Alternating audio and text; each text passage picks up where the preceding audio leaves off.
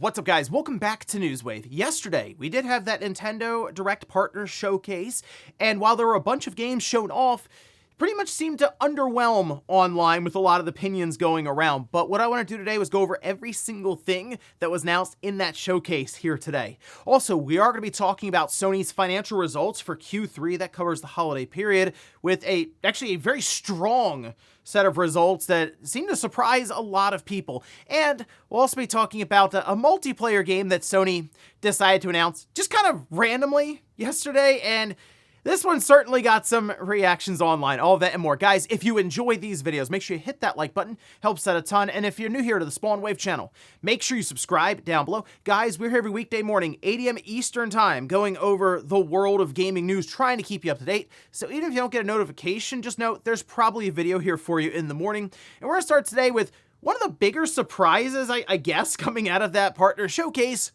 And that's a game that isn't a game key card. I know it's weird, right? Most of the time we just expect anything that's, well, coming out on the Switch too for the most part, especially from third parties, probably going to use a game key card for its title, especially when it's 50 or 60 gigabytes or something. Well, not this case. Take a look. This is Indiana Jones. Yeah, from Machine Games. They say Indy's latest discovery. You'll notice no little key icon here on the game. That's because the entire thing is on the cartridge.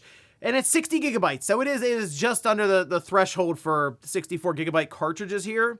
And it seems like there might be a couple of languages that aren't necessarily on the cart, and I assume they took those off just to be able to make it fit on the 64 gigabyte cartridge. Apparently, you'll have to download those depending on your region, if it's not on the cartridge there. But otherwise, this is good news. Again, surprising, and it seemed like that was the case across the board. For most people saw it and went, oh wow, really, Indiana Jones on the cartridge. And I will say that does make me look at this and go, we don't get many opportunities for big titles like this even where it doesn't have the key icon, so maybe worth a double dip. I mean, I liked the game on the Xbox. It was very, very fun, and if you haven't played it and you've been holding out for the Switch 2 release, yeah, I definitely think it's worth a pickup, especially physically here, but it is $70, and that's still the price on the other platform, so nothing really changing there. But hey, good news. Maybe we'll see more and more games come out where they're actually on the cartridge, like Indiana Jones, surprisingly again, from Microsoft. Also, we got another trailer for Crimson Desert, which is, I mean, days are ticking down to that game coming out, almost a month out now, and this one, I mean, the game looks impressive, and it isn't that, for a lot of people, too good to be true category, but I mean, just some of the footage still being shown here. This one really went over combat and progression, and then also some more exploration. And the thing that really people are realizing, wait a minute, there's a lot of verticality in this game, so much so that there are entire sky battles and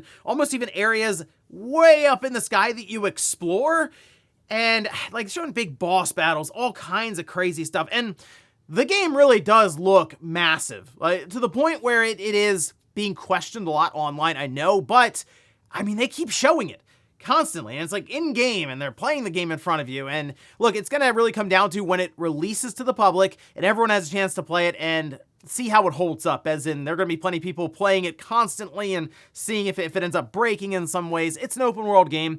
I'm sure there's gonna be some weird stuff being found, but it looks really good, and I'm keeping an eye on all these different developer diary gameplay things that they're putting out there, showing off the title, because I want to see more, and I'm getting excited. Again, a month out now, so not too much longer. Oh, and alongside of Sony giving us an update on the PlayStation 5 when it comes to hardware sales that we'll talk about later on in the show, they also gave us indication as to how Ghost of Yotei was doing in their mind, and you can see.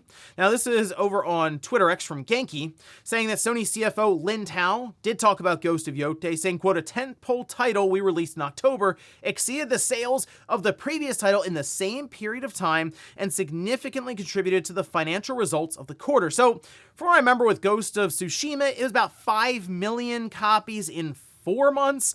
It had a massive, massive run in its first weekend, and then it seemed like it slowed down a bit after that, but 5 million in 4 months, still very, very good for a game, obviously. But it does appear that Ghost of Yotei, according to Sony, is tracking ahead of that, and I do think when it's all said and done, Ghost of Yotei will most likely outsell Tsushima, mostly because it seems to be off to a pretty good start here, tracking ahead, but also it coming to PC, the Legends multiplayer that's supposed to be happening this year, and I mean, there's probably going to be a PlayStation 6 version of it, some kind of definitive director's cut edition or something. At least that's what I would assume. So I think it's going to have still multiple releases going forward, and I think that's something that's going to propel it past Ghost of Tsushima lifetime sales. And guys, with some of the quick news out of the way, let's get into the bigger stuff. Let's start right away with Nintendo Direct Partner Showcase. There's a lot to go over, so we're not going to waste any time. We're going to get right to it. Now, the showcase itself was about 30 minutes long, and in that time, I counted there were 36 games that were at least referenced here, and that could be part of a quick like sizzle reel or collection that we saw. But there's a lot of quantity, so let's start here from the top. And that's with Orbitals. This is the co-op adventure game, has that 80s anime themed aesthetic attached to it. Game share, summer 2026. But we have Paranorma Sight. It's a horror visual novel style game. You search underwater in the bay for clues. That is out February 19th, and it's for the Switch 1. Now, this is a big thing to point out here. We had Switch 1 logos and Switch 2 logos flying all over the place. Kind of difficult to keep up as to what was where, and it is a whole thing. So you might hear me say Switch 1 and Switch 2 a lot during this rundown. Okay, we have Captain Tsubasa 2, World of Fighters. That's available 2026, is what it said, just Switch 1.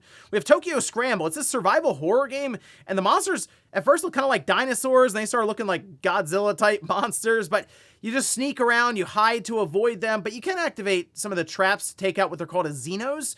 Game share for up to 4 players, but it's a very unique way to use game share to where people will just control different aspects, whether it's movement of the character, maybe the camera itself swiveling around, and I guess you have to all work together to control the main character and get her through some of the crazy levels and stuff here. That's February 11th, 2026 for the Switch 2, so next week on that one. Valheim, there's 10 players online for that. It was very, very popular on PC. Available 2026 for the Switch 2. Hollow Knight Silksong got that Switch 2 edition, visuals and frame rate upgraded. It's out now, and it's a free upgrade if you already have it on the Switch 1. eFootball Kickoff, that's the football or soccer game from Konami. That's summer 2026 on the Switch 2. The Adventures of Elliot, the Millennium Tales, that's June 18th, 2026 on the Switch 2.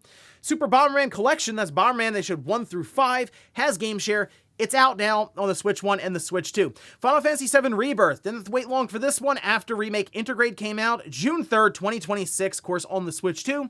It's clocking in at 102 gigabytes, so it's like 50 gigabytes less than it was previously on PS5.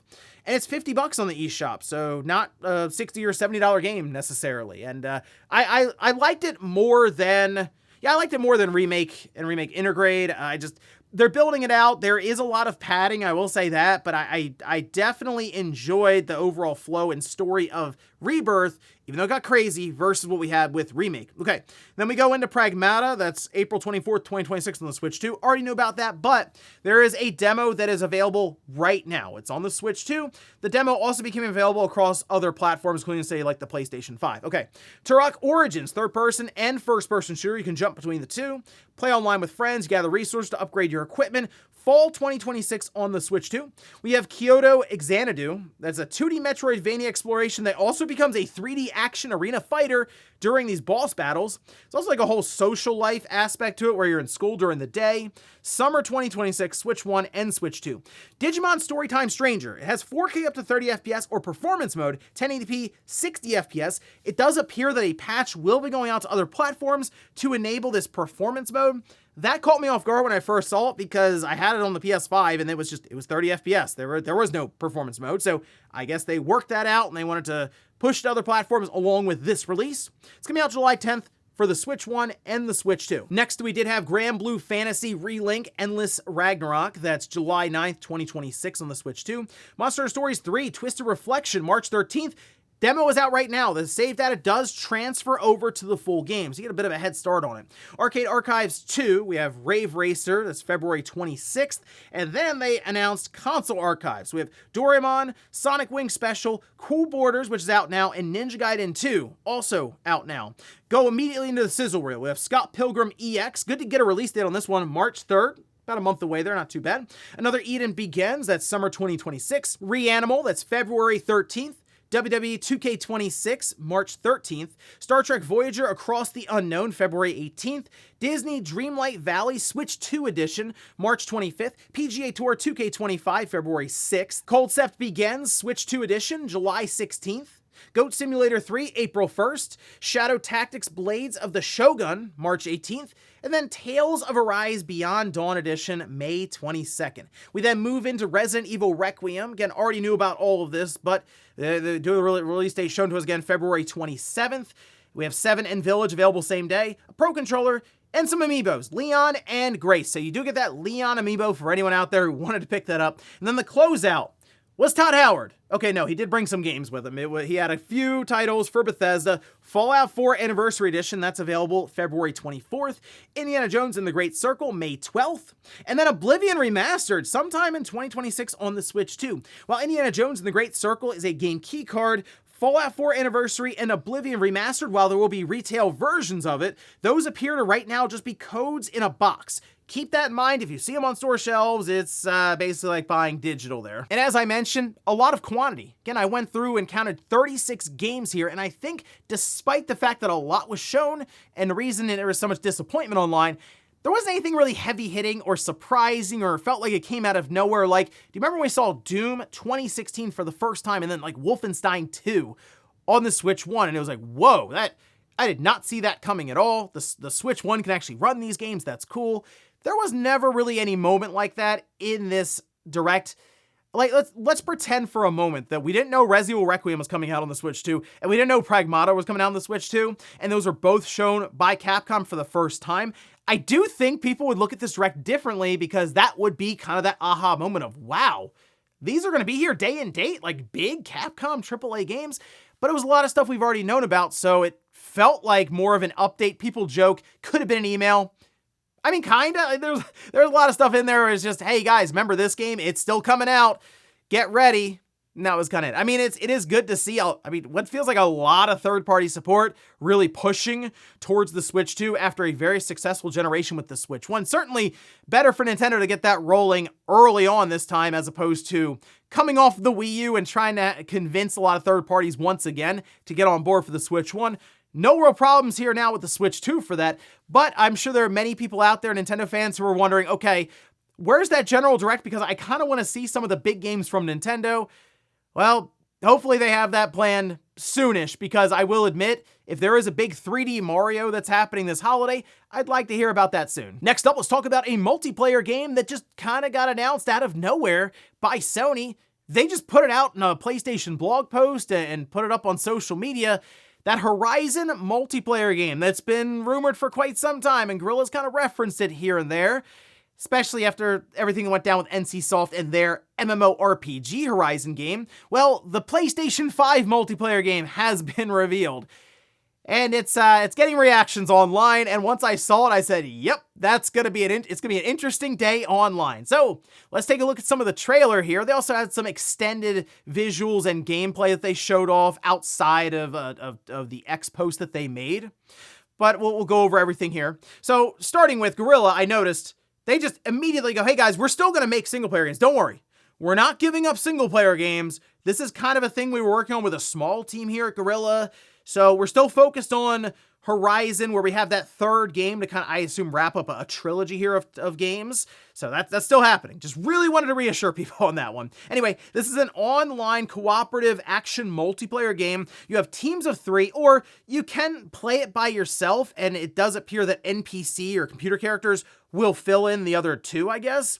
The art style, though, is certainly the thing that's the big talking point. Very Fortnite-y. I mean, it has the Fortnite look. I don't know what else to tell you. And it's unfortunate to me because I see it and I go, yeah, that's the influence Fortnite has right now. It works for the mainstream consumer. It's what they know. It looks very familiar to them. And that's what they're trying to do with this live service game, is really catch on with that demographic, because it accounts for 50% of the PlayStation Store revenue.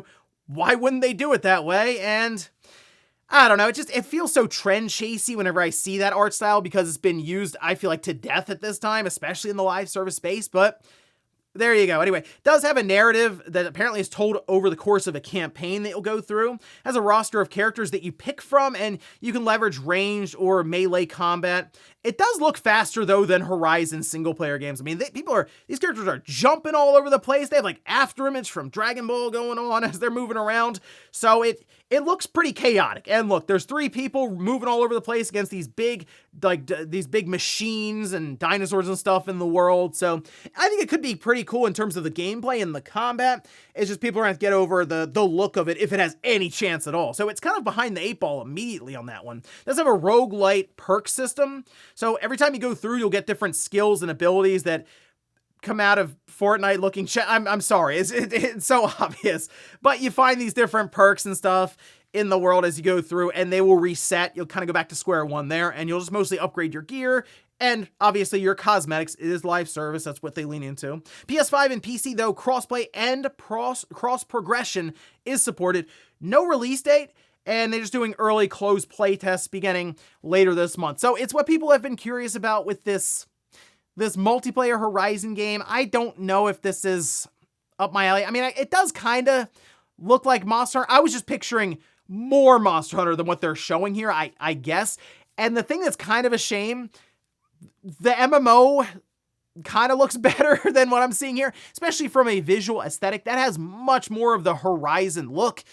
This doesn't really look like Horizon. So if you just showed it to someone and didn't tell them that it was a Horizon game, I don't know if they'd be able to pick it out necessarily. Definitely not from the characters, maybe somewhat from the world. Certainly when you get the different machines and enemies involved, they can, but it's just feels kind of far removed from the Horizon franchise that they're building off of, and kind of wades into the how do you do fellow kids area. But I mean, if they do closed playtests, if I get in and try it out, or if it reviews like really, really well and people are like, no, this is great, the gameplay is awesome, just got to kind of get over the look, yeah, I'll give it a try. But for now, I will admit, I'm so focused in on the final entry, the third game that they have lined up, especially after finishing the Horizon Forbidden West, because they definitely set the table nicely for what I think will be a big finale. So here's hoping that's coming up soon. But otherwise, hey, you got a new multiplayer game to look forward to from Guerrilla. And in our last bit of news, let's talk about Sony's financials, specifically PlayStation 5 system sales, as Sony did tell us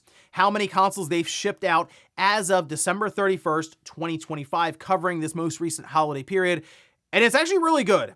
So much so that people were kind of shocked at how many PlayStation 5 systems they managed to get out there in what we'd be rolling through then the 5th full year for the PlayStation 5, now going into year 6.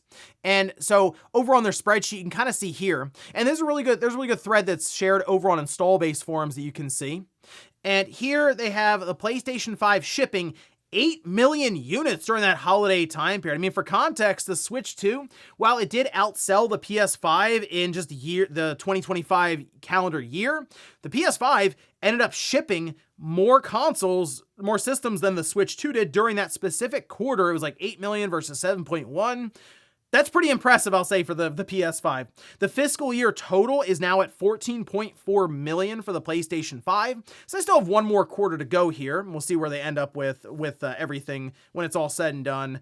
That would be sometime, well, it's going to end March 31st, so we'll probably find out, I'd say like early May for that information. But the PS5 has now reached 92.2 million systems. There's 132 million active monthly users, and you can probably chalk up maybe 900,000 to a million.